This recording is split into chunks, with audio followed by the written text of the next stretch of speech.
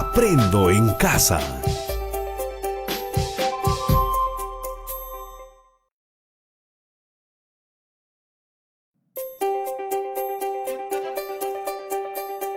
Aprendo en casa.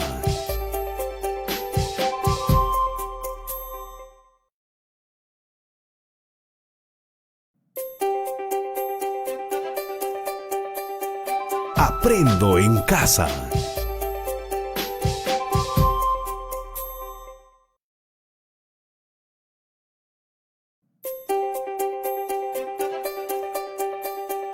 Aprendo en casa.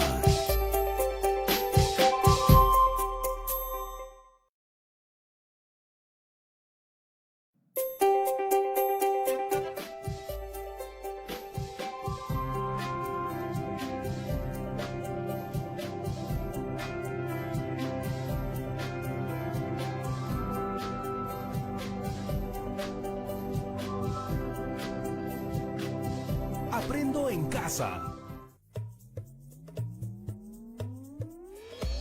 Bienvenidos chicos y chicas de primero de secundaria a la sesión del día de hoy con el curso de comunicación. Si han tenido la oportunidad de viajar, sabrán que cuando lo hacemos por el Perú tenemos más de una forma para hacerlo. Tenemos las vías aéreas y más de una vía terrestre. De hecho, personalmente, yo prefiero viajar por tierra. Me gusta mucho mirar por la ventana y observar el paisaje. De hecho, recuerdo mucho cuando en la capital se inauguró el Metro de Lima. Me pareció fabuloso contar con un sistema de transporte de trenes modernos aquí en el Perú. Y hablando de trenes, ¿ustedes se han puesto a pensar cuántos trenes tenemos en el Perú? Pues hoy, con nuestros amigos de Sucedió en el Perú, veremos un video que nos permitirá responder esa pregunta y conocer más acerca de los ferrocarriles que recorren el territorio y la historia de nuestro país. Pero antes de subirnos a este vagón de tren, tenemos que sacar lápiz y papel para ejercitar nuestra escucha atenta y resolver las siguientes preguntas. ¿Listos? Primero, ¿cómo surgieron los ferrocarriles en el Perú y cuáles fueron las necesidades que se satisfacieron gracias a ellos? 2. ¿Qué beneficios generaron los ferrocarriles en el Perú? 3. ¿Qué características o información relevante identificamos en el ferrocarril de la ruta Lima-Callao? 4. ¿Qué características o información relevante identificamos en el ferrocarril Tacna-Arica? 5. ¿Qué características o información relevante identificamos en el ferrocarril Lima-Chorrillos? Y 6. ¿Cuáles fueron los principales problemas y dificultades que se presentaron en nuestro país y que hicieron difícil el desarrollo del transporte ferroviario? ¿Las tienen? ¡Perfecto! Entonces, bienvenidos al tren. ¡Vamos con el video!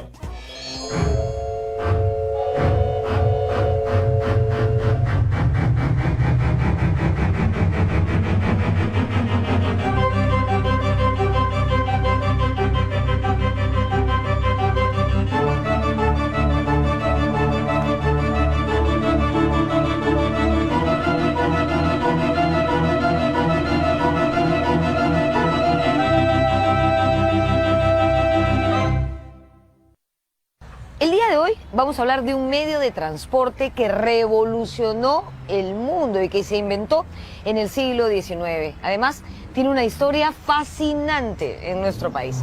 Me refiero al ferrocarril.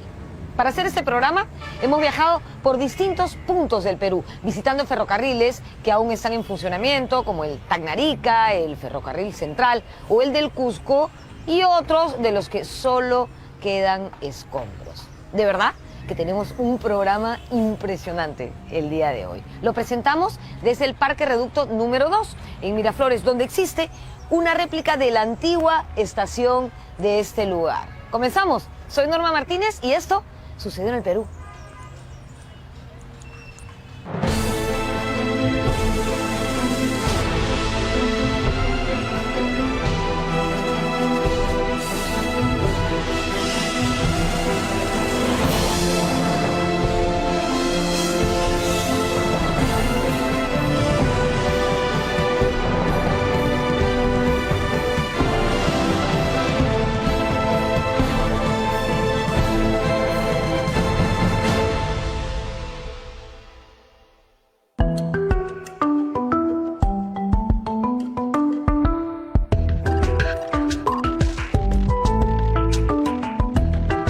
Nuestra geografía siempre ha sido una extraordinaria potencialidad, pero también un problema.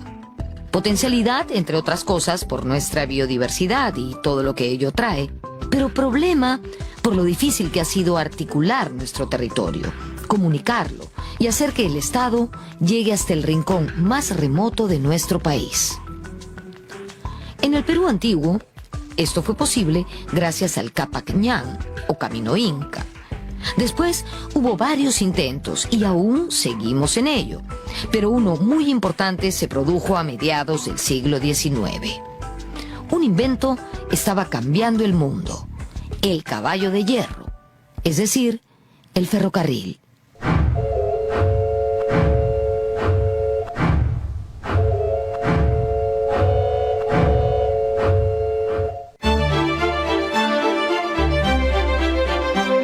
Los ferrocarriles surgen en Inglaterra en la época de la Revolución Industrial.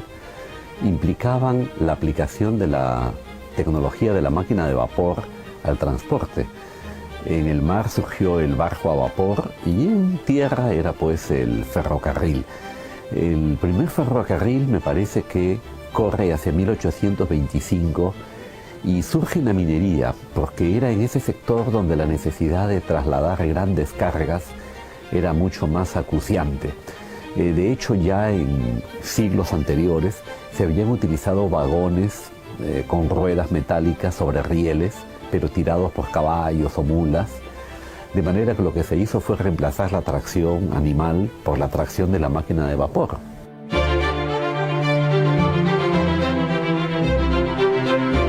Uno de los problemas del país era su geografía tan intrincada, ¿no? Recordemos que un funcionario virreinal arrugó un papel y se lo presentó al rey de España diciéndole: así es el territorio peruano, ¿no? Como un papel arrugado. Creo que esto nos daba una idea gráfica de los problemas para la comunicación en el Perú. Territorio montañoso, lleno de abismos o quebradas, y en la costa el desierto árido, donde no se podía usar la rueda. Apenas iniciada la República, existían planes para hacer ferrocarriles en el Perú. En 1826 se presentó el primer requerimiento para construir una línea férrea entre Lima y el Callao. Pero todos estos planes tuvieron que esperar hasta mediados de siglo y empezaron a concretarse gracias al dinero del guano. Fue así que en 1845 se expidió el decreto y en 1848 se firmó el contrato para la construcción del primer ferrocarril del Perú. Jane Han lo mencionaba, ¿no? Los ferrocarriles eran el espíritu de los tiempos, ¿no? Nadie estaba exento de los beneficios que los ferrocarriles iban a traer. Aparte de modernidad, también se habla de civilización, de poder acercar a los pueblos, ¿no? Entonces era toda una cadena de beneficios que no solamente económicos, ¿no? Sino también sociales y culturales. La concesión del ferrocarril Lima-Callao le fue otorgada a dos empresarios locales. Se inauguró en 1851, cubriendo una distancia menor a 14 kilómetros entre el muelle del puerto y la estación de San Juan de Dios, ubicada en la actual Plaza San Martín. Los primeros ferrocarriles son los que unen a Lima con el mar, ¿no? Entonces el primero es el ferrocarril Lima-Callao, que se hizo fácilmente, podríamos decir, porque es un camino más o menos llano y existía ya un camino carretero que es el antecesor del ferrocarril por el que circulaban carretas, de ahí el nombre de camino carretero, que había hecho el virrey O'Higgins a comienzos del siglo XIX.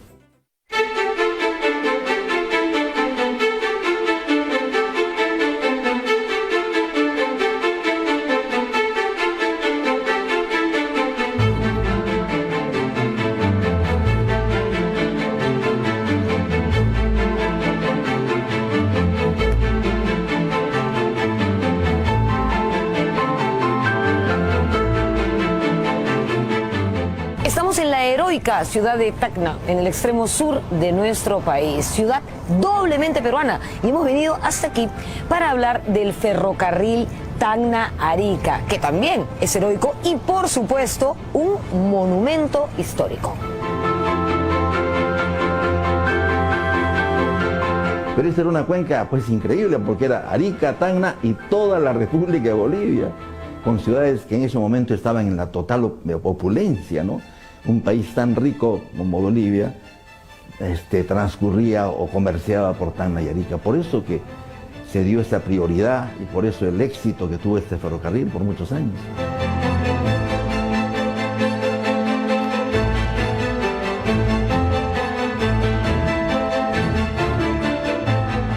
Decimos que el ferrocarril Tacna-Arica es un monumento histórico por varios motivos. Primero, porque fue el segundo que se construyó en nuestro país. En 1855, en diciembre, de hecho, de 1855, entró el primer tren a Tacna y el 1 de enero del año siguiente, en 1856, comenzó su recorrido diario Tacna-Arica. Por ese entonces gobernaba nuestro país el mariscal Ramón Castilla y Arica era parte del Perú. Además, es el tren más antiguo que sigue en pie y está, como ven, en pleno funcionamiento.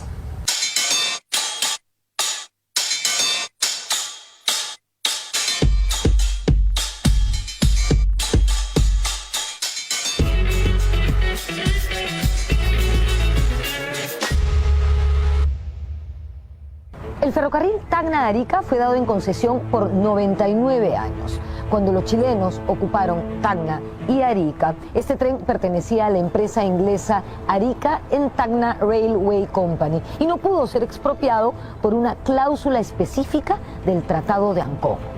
En 1955 el ferrocarril regresó al Estado peruano. Ya para entonces Tacna se había reincorporado a la patria y el tramo del ferrocarril que quedaba en Arica también quedó como una posesión peruana. El ferrocarril Tacna-Arica tiene una extensión de 62 kilómetros y actualmente es administrado por el gobierno regional de Tacna.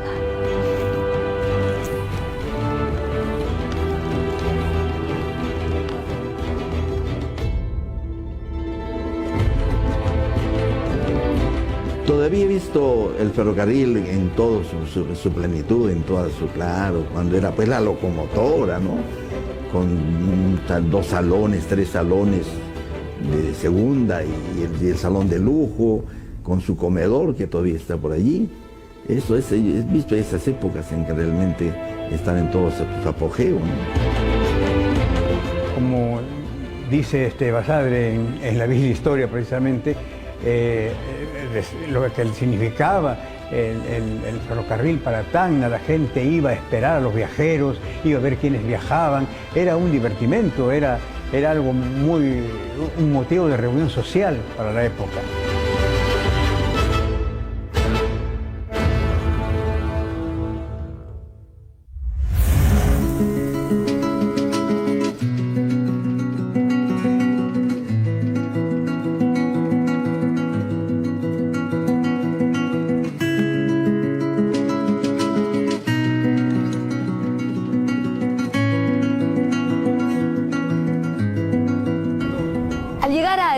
Basadre recuerda lo siguiente: luego de 4 interminables horas en aquella época, se divisaban la bahía, el Morro, que es donde yo estoy, en este momento las casas del puerto y el mar.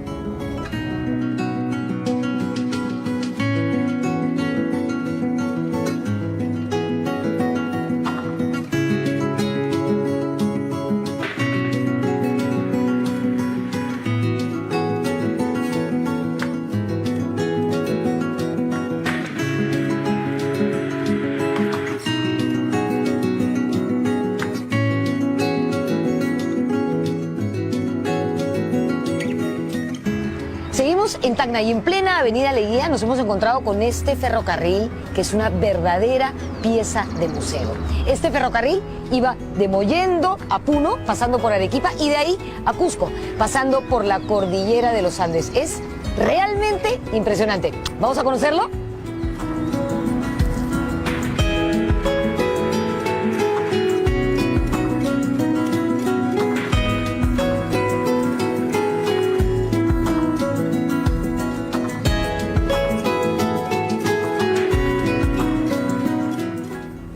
de vagón se conoce como coche-cama y este espacio se llama cabina dormitorio. Este ferrocarril fue importado de Inglaterra en 1921, en pleno oncenio de Leguía, que si recuerdan fue de 1919 a 1930. Como pueden ver, este lugar se encuentra prácticamente intacto. Todo lo que vemos aquí es original y está sumamente bien conservado. Miren este detallazo, díganme si no es de lujo, ¿ah? Aquí, un lavatorio, un cañito para el agua. Una vez que terminabas de lavarte las manos, cerrabas y el agua se iba por ahí. Todo un lujo. Este tipo de ferrocarriles, o de vagones, mejor dicho, se conoce como pullman.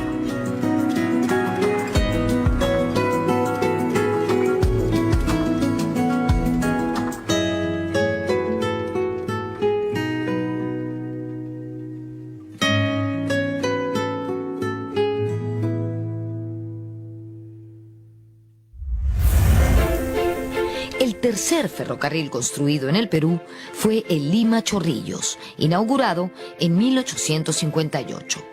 Fue llamado popularmente el ferrocarril inglés. Recorría tramos de la actual vía expresa del Paseo de la República hasta llegar al balneario de moda en aquellos tiempos, Chorrillos. Se hace el ferrocarril a Chorrillos con estaciones en Magdalena, Miraflores, Barranco, y que va a poner de moda los baños de mar, que fue un descubrimiento de los limeños, y entonces hacer la excursión a los balnearios, como pasó a llamarse, fue un tema del fin de semana de los limeños, ¿no? En esta primera etapa, los ferrocarriles fueron construidos con capitales privados, pero a partir de 1860 se produjo un cambio en el sistema. El gobierno hacia 1860 lo que hace es dar una ley en donde todos los proyectos grandes e importantes ya no iban a ser dados por el Ejecutivo directamente, sino que iba a tener que pasar por el filtro del Congreso. Tenía que ser el Congreso el que aprobase esos proyectos. Luego de la construcción del ferrocarril Lima-Chorrillos, sobrevino un periodo de estancamiento que duraría hasta 1868. En una década, solo se colocaron 15 kilómetros de vías férreas en todo el país. Muchas veces los empresarios no cumplían con los tiempos de inicio de obras y pedían prórroga y a la par tampoco cumplían. Entonces se cancelaba la concesión y había que volver a retomar todo el proceso de convocatoria para los proyectos. En la década de 1860, políticos como Manuel Pardo sostenían que mientras no se resolviera la carencia de vías de comunicación capaces de acercar a productores y consumidores, el Perú no se convertiría en una nación próspera. El lema de Pardo era convertir el guano en ferrocarriles.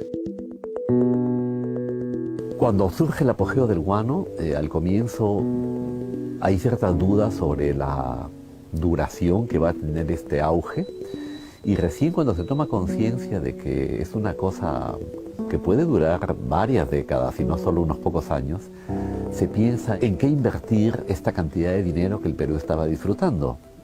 Y Manuel Pardo, junto con otros dirigentes de la época, pensaron que lo más sensato era invertirlo en ferrocarriles. Esta fue la gran apuesta de esa generación.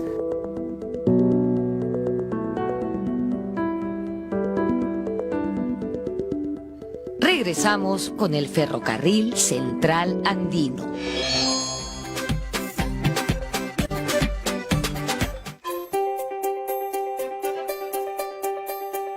Aprendo en casa.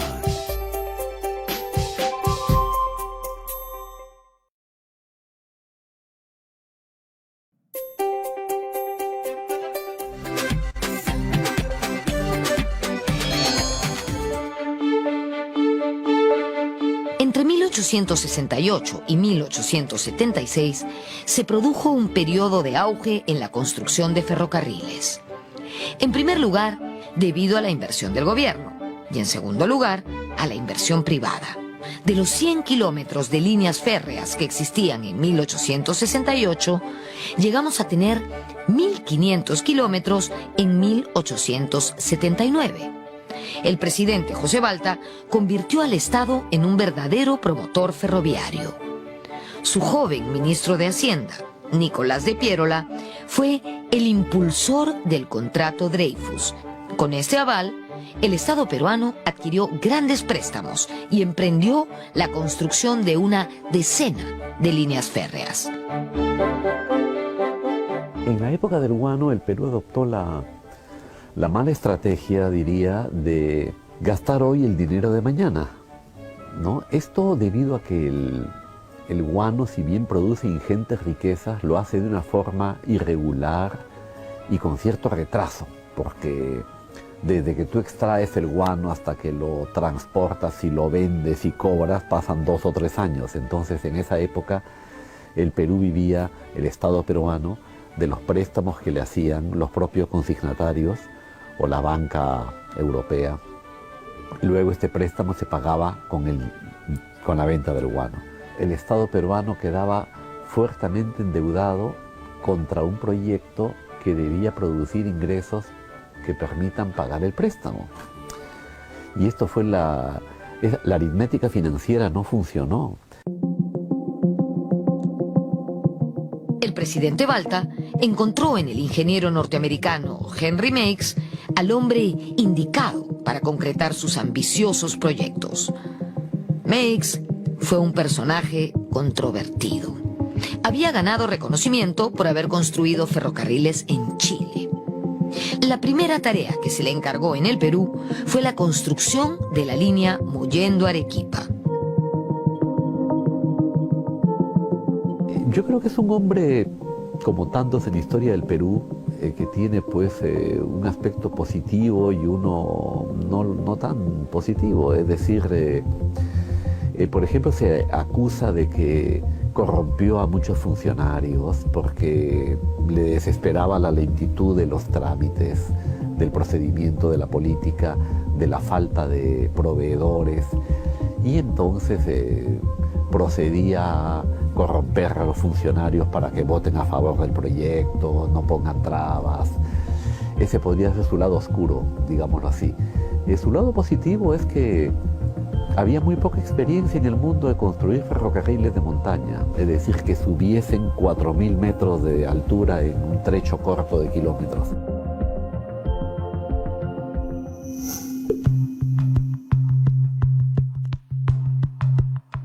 Los ferrocarriles fueron un proyecto muy interesante, pero al parecer, como en muchos otros casos, el problema principal fue la política.